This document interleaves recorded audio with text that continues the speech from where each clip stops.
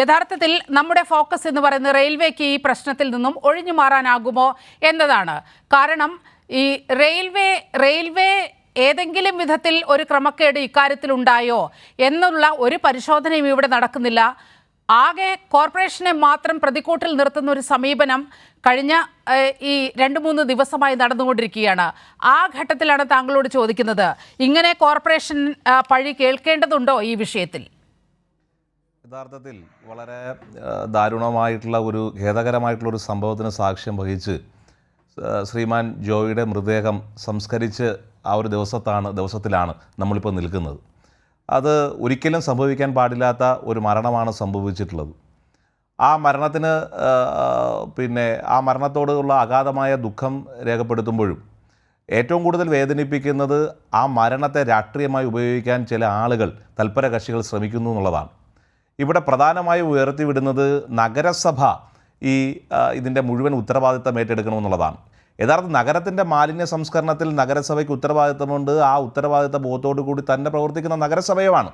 ആ കാര്യത്തിലേക്ക് ഞാൻ വരാം. പൊതുവായിട്ടുള്ളത് ഈ സ്പെസിഫിക് ആയിട്ടുള്ള വിഷയത്തെ സംബന്ധിച്ച് കഴിഞ്ഞ ദിവസങ്ങളിൽ ചില പ്രത്യേക തരത്തിലുള്ള മാധ്യമങ്ങളും വലതുപക്ഷ പാർട്ടികളും ഇപ്പോൾ പങ്കെടുക്കുന്ന BJPയുടെ പ്രതിനിധി അടക്കമുള്ള കോൺഗ്രസിൻ്റെ രാഷ്ട്രീയ നേതാക്കളും എല്ലാം സ്വീകരിച്ച നിലപാട് ദുഃഖകരമായിട്ടുള്ള നിലപാടാണ്. കഴിഞ്ഞ 2 ദിവസവും മേയറും അതുപോലെ തന്നെ പിന്നെ ഭരണസമിതിയും ഒന്നും ആ നിലയിൽ പ്രതികരിക്കാൻ തയ്യാറായില്ല. ആദ്യമായി പ്രതികരിച്ചത് റെയിൽവേക്ക് ഇതിലൊരു ഉത്തരവാദിത്വമില്ല എന്ന് പറഞ്ഞപ്പോഴാണ്. യഥാർത്ഥത്തിൽ റെയിൽവേക്ക് ഉത്തരവാദിത്തമില്ല എന്ന് എങ്ങനെയാണ് അവർക്ക് പറയാൻ കഴിയുന്നത്? ഇവിടെ നീലിമ നേരത്തെ സൂചിപ്പിച്ചു, മുൻ മേയർക്ക് നേരെ ഉണ്ടായിട്ടുള്ള അതിക്രമത്തെ സംബന്ധിച്ച് ഞങ്ങളുടെ ജീവനക്കാരുടെ പേരിൽ നിലവിൽ കേസുള്ളതാണ്. നേരത്തെ VK പ്രശാന്ത് മേയറായിരുന്ന സമയത്ത് റെയിൽവേ കോമ്പൗണ്ടിനകത്ത് അവരുടെ അനുമതിയില്ലാതെ മാലിന്യം നീക്കുന്നതിന് വേണ്ടി പ്രവേശിച്ചതിന് ക്രിമിനൽ പ്രോസിക്യൂഷൻ നടപടി നേരിടുന്ന ജീവനക്കാരാണ് ഞങ്ങളുടെ നഗരസഭയിലേത്. പക്ഷേ അത് നിയമപരമായിട്ടാണ് അവർ കേസെടുത്തത്, നിയമപരമായിട്ടാണ്. കാരണം റെയിൽവേ ആക്ട് പ്രകാരം റെയിൽവേയുടെ കോമ്പൗണ്ടിനകത്ത് റെയിൽവേയുടെ അധീനതയിലുള്ള സ്ഥലത്തേക്ക് മാലിന്യ സംസ്കരണത്തിന് വേണ്ടിയിട്ടെന്നുള്ളതല്ല, ഒരു കാര്യത്തിനും അവരുടെ പെർമിഷൻ ഇല്ലാതെ കടക്കാൻ പാടില്ല എന്നുള്ളതാണ് റെയിൽവേ ആക്ടിലെ നിയമം. അതൊന്നാമത്തെ കാര്യം.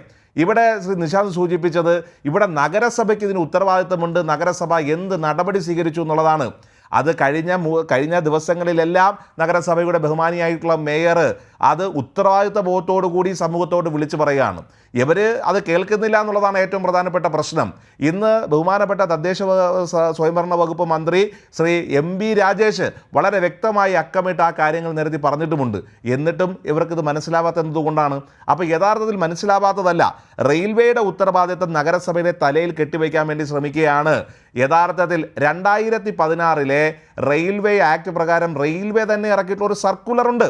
ആ 2011 സർക്കുലറിൽ പറയുന്നത് റെയിൽവേയുടെ മാലിന്യ സംസ്കരണത്തിൻ്റെ ഉത്തരവാദിത്തം റെയിൽവേക്ക് തന്നെയാണെന്നാണ്. ഇത് നഗരസഭ പറഞ്ഞതല്ല, ആരാ പറഞ്ഞത്? റെയിൽവേ തന്നെ അവരുടെ സർക്കുലറിലൂടെ പറഞ്ഞതാണ്. ഇനി നഗരസഭ ഇതുമായി മാത്രമല്ല അംശു, ഇന്ന് ഹൈക്കോടതിയുടെ ഡിവിഷൻ ബെഞ്ച് അത് ഊന്നി പറയുന്ന ഒരു സാഹചര്യം ഉണ്ടായി.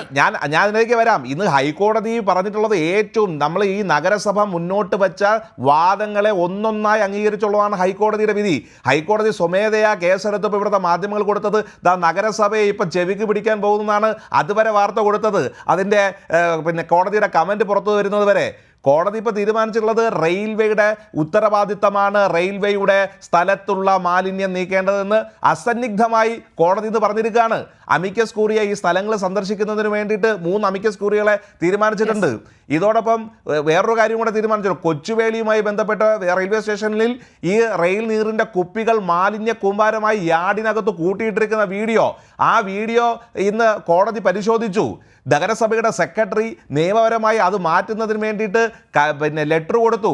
ഒരു നടപടിയും സ്വീകരിച്ചില്ല.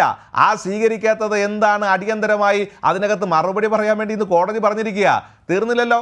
മാലിന്യം നഗരസഭയുടെ ഉത്തരവാദിത്തത്തിലുള്ള മാലിന്യ സംബന്ധിച്ച് ആ നിലയിലുള്ള റിപ്പോർട്ട് കൊടുക്കാൻ ഇന്ന് കോടതി പറഞ്ഞിട്ടുണ്ട്. അത് നഗരസഭ ചെയ്യും. ഒരു കാര്യം കൂടെ വളരെ വ്യക്തമായി കോടതി പറഞ്ഞിട്ടുണ്ട്. ഈ സംഭവം നടന്ന ഈ ദാരുണമായ ഖേദകരമായിട്ടുള്ള അപകടം നടന്ന ഈ സ്ഥലത്ത് റെയിൽവേക്ക് ഉത്തരവാദിത്തമുള്ള ഈ സ്ഥലത്തെ മാലിന്യങ്ങൾ കാലങ്ങളായി കെട്ടിക്കിടക്കുന്ന മാലിന്യങ്ങളാണ്. അതിൽ നിന്ന് ഒഴിഞ്ഞു മാറാൻ റെയിൽവേക്ക് കഴിയില്ല. അതിനെ സംബന്ധിച്ച് അടിയന്തരമായിട്ടുള്ള റിപ്പോർട്ട് കൊടുക്കാൻ പറഞ്ഞിരിക്കുക ഹൈക്കോടതി. ഇപ്പം അത് ഇന്നത്തെ ഹൈക്കോടതി പറഞ്ഞ കാര്യങ്ങളെ സംബന്ധിച്ചാണ്.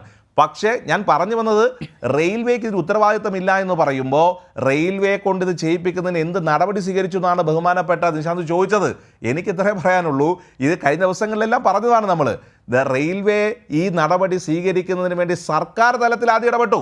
അഡീഷണൽ ചീഫ് സെക്രട്ടറിയുടെ നേതൃത്വത്തിൽ ഒരു യോഗം വിളിച്ചു. എന്താ മാലിന്യം? നമുക്ക് മാലിന്യം ഒരു പ്രശ്നമാണ്. അതിൽ ഏറ്റവും കൂടുതൽ മാലിന്യം വരുന്നത് നമ്മൾ നേരിടുന്നത് റെയിൽവേ സ്റ്റേഷനുകളിൽ നിന്നും അതുപോലെ തന്നെ റെയിൽവേയിൽ നിന്ന് ഉൽപ്പാദിപ്പിക്കേണ്ടുന്ന മാലിന്യമാണ്. അത് നമുക്ക് അടിയന്തരമായി പരിഹരിക്കണം. അത് നമുക്ക് ഒരുമിച്ച് പരിഹരിക്കാം. അതിന് നിങ്ങളുടെ പിന്തുണ വേണം എന്ന് പറഞ്ഞുകൊണ്ട് അഡീഷണൽ ചീഫ് സെക്രട്ടറി യോഗം വിളിക്കാൻ വേണ്ടി തീരുമാനിച്ചു. ഇത് എന്തിൻ്റെ ഭാഗമായിട്ടാണ്? സർക്കാർ നയത്തിൻ്റെ ഭാഗമായിട്ടാണ്. മാലിന്യമുക്ത നവകേരള ക്യാമ്പയിൻ്റെ ഭാഗമായിട്ടാണ് വിളിച്ചത്. ആ യോഗത്തിൽ തിരുവനന്തപുരം റെയിൽവേ ഡിവിഷനിൽ നിന്ന് ഒരാളും പങ്കെടുത്തില്ല. ആ പങ്കെടുക്കാത്തതിനെ സംബന്ധിച്ച് അന്ന് കൂടിയ യോഗത്തിൻ്റെ മിനിറ്റ്സിനകത്ത് പറഞ്ഞു, വളരെ സീരിയസ് ആയിട്ടുള്ള ഇഷ്യൂ പോലും ചർച്ച ചെയ്യാൻ അവിടെ നിന്നൊരു ഉദ്യോഗസ്ഥൻ വന്നില്ല എന്ന് പറഞ്ഞു. വീണ്ടും യോഗം വിളിച്ചു. ഇതിനെ സംബന്ധിച്ച് വീണ്ടും യോഗം വിളിച്ചപ്പോൾ തിരുവനന്തപുരം ഡിവിഷനിൽ നിന്ന് പറഞ്ഞു വിട്ടത് യഥാർത്ഥത്തിൽ ഡിവിഷൻ മാനേജർ പങ്കെടുക്കേണ്ടതാണ്. DRM പങ്കെടുക്കേണ്ട യോഗത്തിൽ അദ്ദേഹം പങ്കെടുക്കുന്നില്ല, ADRM പങ്കെടുക്കുന്നില്ല. പിന്നെ ആരെ വിളിച്ചത്? ഒരു അസിസ്റ്റന്റ് പബ്ലിക് ഹെൽത്ത് ഓഫീസറെയാണ് വിട്ടിരിക്കുന്നത്. ഇത്ര ലാഘവത്തോടു കൂടി അവർ കണ്ടു. ഇനി അത് കണ്ടത് മാത്രമല്ല, പിന്നീട് രണ്ടാമത് സംഭവിച്ചത് ഇത്തരത്തിൽ ഇത് മാലിന്യം നീക്കേണ്ടതുണ്ട്.